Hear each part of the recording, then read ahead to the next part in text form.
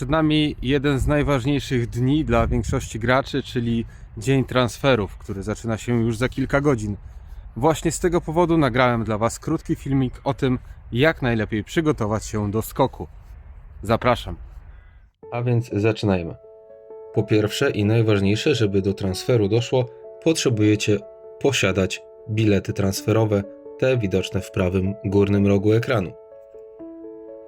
Każdy stan ma inną wymaganą liczbę biletów do transferu.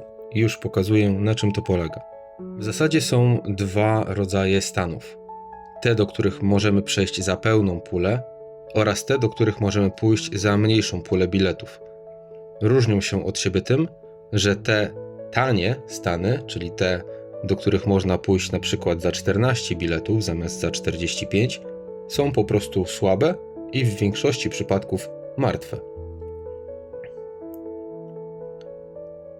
Tak jak na tym oknie widać, państwo 364, 979, 998 czy 21 to są najsłabsze z najsłabszych państw z pierwszej grupy państw, czyli tych od 1 do 999 państwa. Kiedy spełniamy wymóg liczby biletów, kolejnym aspektem, który musimy spełnić, to jest oczywiście posiadanie kwatery powyżej 16 poziomu, co dla graczy, którzy grają już w tą grę jakiś czas, nie powinno stanowić problemu. Następnie nie wolno być w sojuszu, ani być gubernatorem, ani osada czy oddziały nie mogą walczyć, ani nawet być atakowane. To dosyć prosty wymóg do spełnienia, ale przed nami te troszeczkę trudniejsze.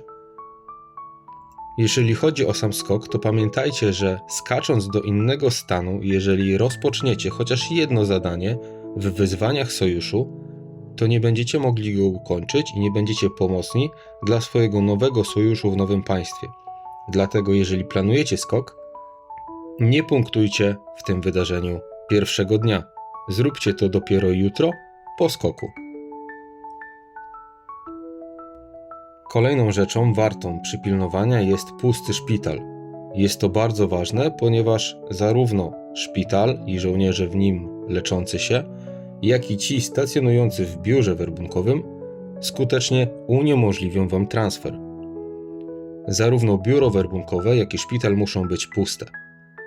Jeżeli chodzi o szpital, to tutaj problem jest mniejszy, ponieważ po prostu, kiedy będziecie już chcieli skakać, możecie użyć przyspieszeń leczenia, bądź tych ogólnych i sytuacja stanie się jasna. Jeżeli chodzi o biuro werbunkowe, jest tutaj troszeczkę trudniej. Z tego względu, że możemy wynająć żołnierzy z tego biura za pomocą odpowiednich żetonów albo po prostu zbierać punkty zasług, dzięki czemu szybciej odzyskacie żołnierzy. Punkty zasług najszybciej zbiera się wykonując wszystkie misje codzienne, a zwłaszcza bardzo dobrze punktuje się i zwiększa punkty służby zbieranie surowców, nawet wtedy, kiedy zbierzecie już te wszystkie z tych 3 zadań. Bardzo ważną rzeczą jest, ale akurat nie macie na to wpływu, jest ustawiony limit przez gubernatora państwa, do którego chcecie skoczyć. W tym przypadku w stanie 430 limit jest ustawiony na 1,2 miliarda, a więc maksymalny możliwy, czyli wszyscy gracze, którzy mają swój migration score, swój wskaźnik migracyjny na niższym poziomie niż 1,2 miliarda, mogą skoczyć swobodnie bez uzyskiwania zaproszeń. Ranking migracyjny bardzo łatwo jest sprawdzić, jeżeli wejdziecie w profil waszego naczelnika oraz klikniecie na literkę I przy mocy waszego konta. Pojawi się wskaźnik migracyjny. W moim przypadku jest to 1,037 miliarda, tam z małymi groszami. A więc gdybym z innego państwa chciał dołączyć do stanu 430, można powiedzieć, że bez pytania graczy i władz tego państwa mogę do niego dołączyć sam. Nie potrzebuję zaproszeń.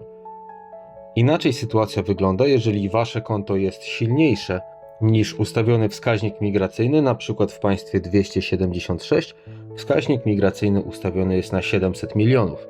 W takim przypadku moje konto nie może dołączyć do stanu 276 bez specjalnego zaproszenia gubernatora.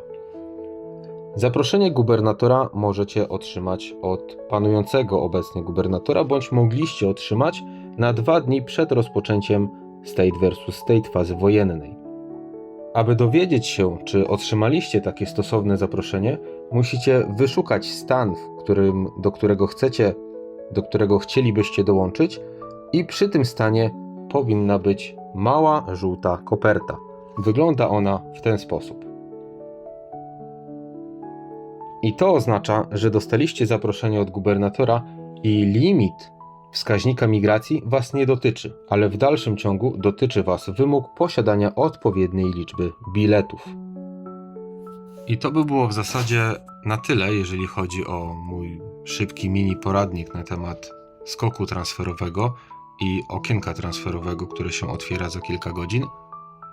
Mam jeszcze dla Was ostatnią małą poradę oraz w zasadzie ostrzeżenie, bo bardzo złym pomysłem jest dołączenie do jakiegokolwiek państwa w ciemno, ponieważ możemy być tam po prostu niemile widziani i tak jak na przykład niektórzy gracze planują po cichaczu wejść do jakiegoś silnego państwa i jakoś to będzie, czasami może zdarzyć się tak, że będzie to gra przez mękę przez kolejne 4 miesiące, ponieważ dane państwo ma już plany na swój rozwój i konto albo konta graczy, których nie planowali, są po prostu niemile widziane, więc zawsze sprawdzajcie, gdzie chcecie dołączać i co najważniejsze, wpisujcie dobre cyfry w tym miejscu.